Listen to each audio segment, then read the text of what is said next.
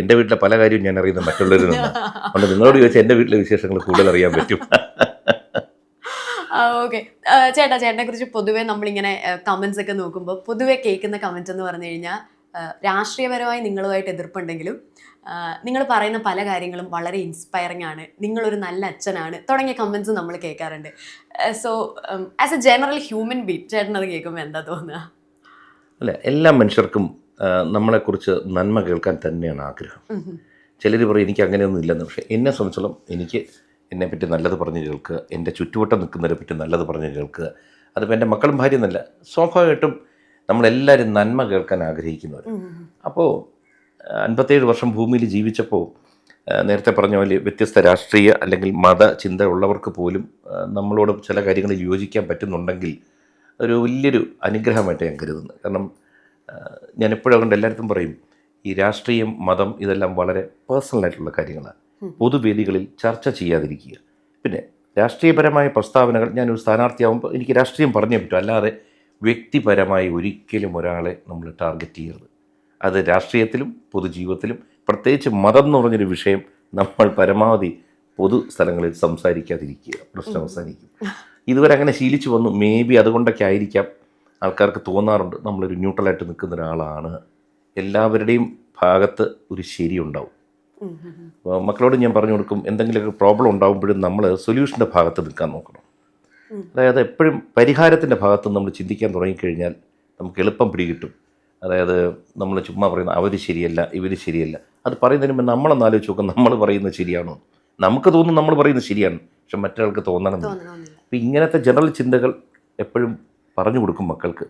പറഞ്ഞു കൊടുക്കുന്നതോറും നമ്മുടെ ദേഹത്തും കയറും. അപ്പോൾ കുറേ കാലം ഭൂമിയിൽ ജീവിക്കുമ്പോൾ ആൾക്കാർ മനസ്സിലാക്കും നമ്മൾ നല്ലതോ ചീത്തയോ. എങ്കിലും വലിയ മോശം അഭിപ്രായങ്ങളൊന്നും അധിക കാലത്ത് കേൾക്കാറില്ല. അല്ല, ഈ അടുത്തിടെയായി അതായത് അന്ന് ദിയയുടെ വിഷയമൊക്കെ വന്നു കഴിഞ്ഞപ്പോഴത്തേക്കും അഹാന ബർത്ത്ഡേക്ക് പറഞ്ഞത് ഓർക്കുന്നുണ്ട്, അച്ഛൻ്റെ ഉള്ളിൽ ഒരു ഗുഡ് സോൾ ഉണ്ട്, അത് നിങ്ങൾ മനസ്സിലാക്കിയതിൽ സന്തോഷം, ഈ ഒരു ഇഷ്യൂ വന്നതോടുകൂടിയാണ് അത് മാറിയതെന്ന്. ബിക്കോസ് അതിന് മുമ്പും ഫാമിലി ആണെങ്കിൽ എല്ലാവരും കറക്റ്റ് ഒരു രാഷ്ട്രീയ പാർട്ടിയോട് അനുഭാവം കാണിക്കുന്നത് കാരണം, ചേട്ടൻ്റെ ഒരു അനുഭാവം കാണിക്കുന്നത് കാരണം, അല്ലെങ്കിൽ ആ രാഷ്ട്രീയ പാർട്ടിയിൽ നിൽക്കുന്നത് കാരണം അവരും കൂടെ അതിൻ്റെ ബുള്ളിയിങ് കേൾക്കുന്ന ആൾക്കാരായിരുന്നു.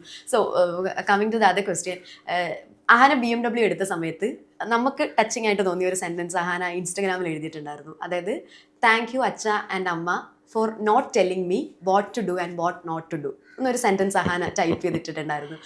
അപ്പോൾ ഒരു ഐഡിയൽ പാരൻറ്റിങ് അല്ലെങ്കിൽ ഒരു ഗുഡ് പാരൻറ്റ് എന്ന് പറയുമ്പോൾ ഇങ്ങനെ ആയിരിക്കണം, not telling what to do and what not to do എന്നുള്ള ആ ഒരു സ്റ്റേറ്റ്മെൻറ്റ് ഫോളോ ചെയ്യണം എന്ന് തോന്നിയിട്ടുണ്ടോ? അത് നമ്മൾ ജനിക്കുമ്പോഴേ നമുക്ക് ഇത്തരം കാര്യങ്ങളൊന്നും അറിയില്ല. നമ്മുടെ ചുറ്റുവട്ടത്ത് നമ്മളെക്കാൾ മികച്ച രീതിയിൽ ജീവിക്കുന്നവരുണ്ട്, അല്ലെങ്കിൽ കുടുംബം നയിക്കുന്നവരുണ്ട്. അങ്ങനെയുള്ള പലരുമായിട്ട് ഇടപഴകാൻ ജീവിതത്തിൽ നമുക്കൊരു ഭാഗ്യം കിട്ടും. അപ്പോൾ നമ്മൾ നോക്കും അവരെങ്ങനെയാണ് ഒരു കുടുംബം കൊണ്ടുപോകുന്നത്, അവരിൽ നിന്ന് നല്ല എന്തൊക്കെ എടുത്ത് നമ്മുടെ കുടുംബത്തിൽ നമുക്ക് പ്രയോഗിച്ച് നോക്കാം. എല്ലാം പറ്റണമെന്നില്ല. അപ്പോൾ ഞാൻ പലപ്പോഴും നോക്കിയെന്ന് വെച്ച് കഴിഞ്ഞാൽ, ഞാൻ ശരീരം കൊണ്ട്, ഇപ്പോൾ എൻ്റെ മക്കൾ എന്നെക്കാൾ പ്രായം കൊണ്ട് ശരീരം കൊണ്ട് ചെറുതായിരിക്കും, പക്ഷെ അവരുടെ അകത്തിരിക്കുന്ന സോളിന് എന്നേക്കാൾ ഈ ദൂരം യാത്ര ചെയ്തവരായിരിക്കാം. ഇതൊക്കെ നമ്മുടെ വിശ്വാസങ്ങളാണ്. എന്നാൽ പലപ്പോഴും ഞാൻ അവരടുത്ത് സംസാരിക്കുമ്പോൾ തോന്നുന്നത് എന്നേക്കാൾ പക്വതയും എന്നേക്കാൾ അറിവും പല മേഖലകളിൽ ഉണ്ടെന്ന് എനിക്ക് തോന്നാറുണ്ട്. അപ്പോൾ ഞാനാണ് വലുതല്ല, ഞാൻ ചിന്തിക്കുന്നതാണ് ശരിയെന്ന് എനിക്ക് തോന്നിയിട്ടില്ല. അതുകൊണ്ട് ഞാൻ എപ്പോഴും അവരുടെ ഇഷ്ടങ്ങൾ എന്താണ് അതിൻ്റെ കൂടെ പരമാവധി പോകുമ്പോൾ അവർക്കും സമാധാനമുണ്ട്, എനിക്കും സമാധാനമുണ്ട്. ഇന്ന് വരെ റെസ്ട്രിക്റ്റ് ചെയ്യാറില്ല. എൻ്റെ അടുത്ത് എന്തെങ്കിലും ചോദിക്കുന്നു, എനിക്ക് ഇങ്ങനെ ചെയ്യാൻ ആഗ്രഹമുണ്ട്, എനിക്ക് ഇന്നൊരു കാര്യം വാങ്ങിച്ചാൽ കൊള്ളാം, എനിക്ക് ഇങ്ങനെ ഒരാളെ കല്യാണം കഴിച്ചാൽ കൊള്ളാം, ഞാൻ ഓക്കെ. കാരണം ഞാൻ ഏകദേശം ഒരു നല്ലൊരു ശതമാനം എൻ്റെ ഇഷ്ടം പോലെ ജീവിച്ച ഒരാളാണ്. ഈ എൻ്റെ ഇഷ്ടം പോലെ എന്ന് പറയുമ്പോൾ ആൾക്കാർ വിചാരിക്കും അതിനൊരു നെഗറ്റീവ് തോട്ടം വരും. അങ്ങനെയല്ല, നമുക്ക് ശരിയെന്ന് തോന്നുന്നതും മറ്റൊരാൾക്ക് ഉപദ്രവമാവാത്തതുമായ രീതിയിൽ പരമാവധി ജീവിച്ചു ശ്രമിച്ച ഒരാളാണ്. അപ്പോൾ എൻ്റെ മക്കളും അതുപോലെ ജീവിക്കണം. കാരണം ഹാപ്പിനെസ് എന്നൊരു സാധനമുണ്ട്, ഹാപ്പിനെസ് ബ്രിങ്സ് സക്സസ് എന്ന് പറയും. അപ്പോൾ at the end of the day നമ്മൾ ഹാപ്പി അല്ലെങ്കിൽ നമുക്ക് വിജയം ഉണ്ടാവില്ല. അത് എൻ്റെ മാത്രം ഹാപ്പിനെസ് പോരാ, എൻ്റെ ചുറ്റുവട്ടം നിൽക്കുന്നവരുടെ സന്തോഷം കൂടി എൻ്റെ വിജയത്തിന് ഒരു പ്രധാന ഘടകമാണ്. അതുകൊണ്ട് അവരുടെ ഒരു കാര്യത്തിലും എന്ത് പറഞ്ഞാലും കൂടെ നിൽക്കും. ഓക്കെ. അപ്പം പാരൻസ് അങ്ങനെ ആയിക്കഴിഞ്ഞാൽ കുറച്ചും കൂടെ നന്നാവും എന്ന് തോന്നുന്നുണ്ടോ? അത് എനിക്ക് തോന്നുന്നു. കാരണം എന്താ പറയുക, നമുക്ക് തോന്നുന്നത് മറ്റ് പേരൻസിന് തോന്നണമെന്നില്ല. കാരണം പ്രത്യേകിച്ച് എനിക്ക് 4 പെൺമക്കളായിരുന്നുകൊണ്ട് പല സ്ഥലത്ത് പോകുമ്പോഴും പല യാത്രകളിലും കൂടെ പോകുമ്പോൾ പെൺമക്കളുടെ മാതാപിതാക്കൾ അവരുടെ ജീവിതത്തിലുണ്ടാകുന്ന ടെൻഷനുകളെ പറ്റി പറയാറുണ്ട്. എന്നോട് ചോദിക്കാറുണ്ട്, മക്കൾക്ക് ഇങ്ങനെ സ്വാതന്ത്ര്യം കൊടുത്ത് അങ്ങനെ ചെയ്താൽ അങ്ങനെ ഒരു ബുദ്ധിമുട്ട് വരില്ലേ എന്നൊക്കെ. അത് അവരുടെ ഒരു മനസ്സിലെ കൺസേൺ ആണ് പറയുന്നത്. ശരിയുമാണ്. കാരണം പത്രവാർത്തകളും മറ്റൊക്കെ വായിക്കുമ്പോഴത്തേക്ക് പലരിലും പേടി ഉണ്ടാവാറുണ്ട്. അപ്പോൾ ഞാൻ അവരോടൊക്കെ പറയും, ഒരു കാര്യവും ലോകത്ത് നമ്മുടെ നിയന്ത്രണത്തിലാണെന്ന് എനിക്ക് തോന്നിയിട്ടില്ല. എന്തൊക്കെയോ സംഭവിക്കുന്നത് എൻ്റെ കൂടെ പോകുന്നു. മക്കൾ പോലും ആ ജന്മങ്ങൾ നമ്മുടെ വീട്ടിൽ വന്നാൽ നല്ലൊരു ജീവിതം കിട്ടുമെന്ന് തോന്നിയുകൊണ്ടായിരിക്കാം അവർ നമ്മളോടൊപ്പം വന്നത്. അപ്പോൾ അവിടെ വരുമ്പോൾ നമ്മൾ അവർക്ക് പരമാവധി സന്തോഷം കൊടുത്താൽ അവർ നമ്മുടെ കൂടെ യാത്ര ചെയ്യും, ഇല്ലെങ്കിൽ ചിലപ്പോൾ വിട്ടുപോകാം. അപ്പോൾ ഒരു സുന്ദര ഒരു യാത്രയല്ലേ ഈ ലൈഫ് എന്ന് പറയുന്നത്. അപ്പോൾ പരമാവധി മറ്റുള്ളവരെയും കൂടി സന്തോഷിപ്പിച്ച് പോയാൽ നല്ലതാണെന്ന് തോന്നുന്നു. ഒരു നല്ല പേരൻ്റ് എന്നൊന്നും എനിക്ക് തോന്നാറില്ല. എനിക്ക് അവർ പലപ്പോഴും എൻ്റെ മക്കളായിട്ട് വല്ലതും തോന്നുന്നില്ല. നല്ല കൂട്ടുകാർ, എനിക്ക് എന്തെങ്കിലും ആവശ്യം വന്നാലും അവർ കൂടെ നിൽക്കുന്നുണ്ട്. നമ്മളിങ്ങനെ കാണിച്ച വീഡിയോയിൽ ഹൻസിക ചേട്ടനെ മുത്തേ എന്ന് വിളിക്കുന്ന കാണാറുണ്ട് നമ്മൾ.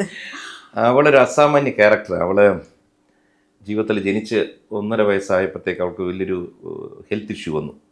കുറച്ച് കാലം അവൾ അതിൻ്റെ സഫർ ചെയ്തതാണ്. വളരെയധികം വേദന സഫർ ചെയ്തതാണ്. ധാരാളം മെഡിസിൻസ് ബോഡി കയറിയതാണ്.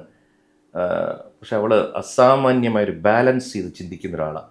അതായത് ഒരാളോടും വഴക്കൂടുന്ന കണ്ടിട്ടില്ല. ഞങ്ങൾ തന്നെ വീട്ടിൽ ആരെങ്കിലും വഴക്കുണ്ടാക്കിയാൽ അതിനൊരു സമാധാനം ഉണ്ടാക്കാൻ വരുന്ന ഒരാളാണ്.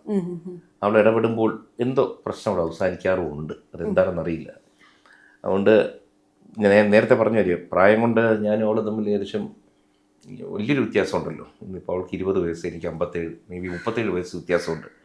പക്ഷെ എൻ്റെ വളരെ മുകളിൽ നിൽക്കുന്ന പോലെ എനിക്ക് തോന്നാറുണ്ട്. പലപ്പോഴും സിന്ധുവിനെ സിന്ധു വിളിക്കുന്നത് ചിലർക്കത് അലോസരപ്പെടുത്തുന്ന രീതിയിലാവും. അത് ഇഷാനി അങ്ങനെയാണ്. എല്ലാരും അങ്ങനെ തന്നെ വിളിക്കുന്നത്. ഓരോരുത്തരുടെ ഇഷ്ടം അവരുടെ കംഫർട്ടുമാണ്. അല്ല, നമുക്കത് കാണുമ്പോൾ ഒരു ഫ്രണ്ട്ലി പാരന്റൽ വൈബ് പാരന്റ്സ് നല്ല വഴക്കൂടും, ഞങ്ങൾ നല്ല ചീത്ത കൊടുക്കാറുണ്ട്. അതൊക്കെ വേറെ വിഷയം കേട്ടോ. പക്ഷെ ഈ അടുത്ത കാലത്തൊക്കെ അവരങ്ങ് വളരെ പക്വത വന്ന പോലെ നമുക്കൊന്നും ഒരു വഴക്ക് കൂടാനൊരു ചാൻസ് പോലും തരുന്നില്ല. ഇതൊക്കെ ഒരു അനുഗ്രഹമാണ്, അല്ലെ വേറെ ഒന്നുമില്ല, ഭാഗ്യമാണ്. ഇപ്പോൾ ഹൻസികയുടെ കാര്യം പറഞ്ഞപ്പോൾ അതുമായിട്ട് കണക്ട് ചെയ്യാന്നുണ്ടെങ്കിൽ, ഇപ്പോൾ നിങ്ങളുടെ വീട്ടിൽ ചെറിയ കുട്ടി തൊട്ട് യൂട്യൂബ് ചാനലുണ്ട്. അപ്പം ഫിനാൻഷ്യൽ മാനേജ്മെന്റ് എങ്ങനെയാ? കോളേജിൽ പോകുന്ന കുട്ടിക്ക് അടക്കം ഫിനാൻഷ്യൽ അതായത് അക്കൗണ്ടിലേക്ക് പൈസ വീഴുകയാണല്ലോ വീഡിയോസ് ഇടുന്നതനുസരിച്ച്. യൂട്യൂബ് റവന്യൂ വീഴുകയാണല്ലോ. അപ്പോൾ ഒരു ഫിനാൻഷ്യൽ കൺട്രോൾ ഒക്കെ ഉണ്ടോ? എങ്ങനെയാന്നൊക്കെ ഉള്ളത് പാരൻസ് ഇടപെടാറുണ്ടോ? ഫിനാൻഷ്യൽ ഡിസിപ്ലിൻ എന്ന് പറയും. ഡിസിപ്ലിൻ ഏത് ജീവിതത്തിൽ ഏത് മേഖലയിൽ നമുക്ക് ഒരു അച്ചടക്കം വേണം. അച്ചടക്കം ഉണ്ടെങ്കിൽ കാര്യങ്ങൾ ഭംഗിയാവും. അപ്പോൾ ആദ്യം തന്നെ നമ്മളെപ്പോഴും ഇന്ന് നമുക്ക് ഓഡിറ്റേഴ്സ് ഉണ്ട്, ചാർട്ടേഡ് അക്കൗണ്ടൻസ്, ഇഷ്ടംപോലെ ആൾക്കാരുണ്ട്. അവരുമായി ബന്ധപ്പെട്ട് തന്നെ നമ്മൾ പോകണം. രണ്ടാമത്തെ വിഷയം, വീട്ടിൽ ആരെങ്കിലും ഒരാൾ ഇതിനെ കൺട്രോൾ ചെയ്യണം. ഫോർ എക്സാമ്പിൾ, എപ്പോഴും ഈ മാനേജ്മെൻറ്റ് കാര്യത്തിൽ സ്ത്രീകൾക്ക് അസാമാന്യ കഴിവാണ് പുരുഷന്മാരെക്കാൾ. പുരുഷന്മാർ മോശം എന്നല്ല. അപ്പോൾ വീട്ടിലെ എല്ലാ കാര്യങ്ങളും നിയന്ത്രിക്കുന്നത്, ഫിനാൻഷ്യൽ കാര്യങ്ങൾ നിയന്ത്രിക്കുന്നത് സിന്ധുവാണ്. ഞങ്ങൾ 6 പേരുടെയും കാര്യങ്ങൾ.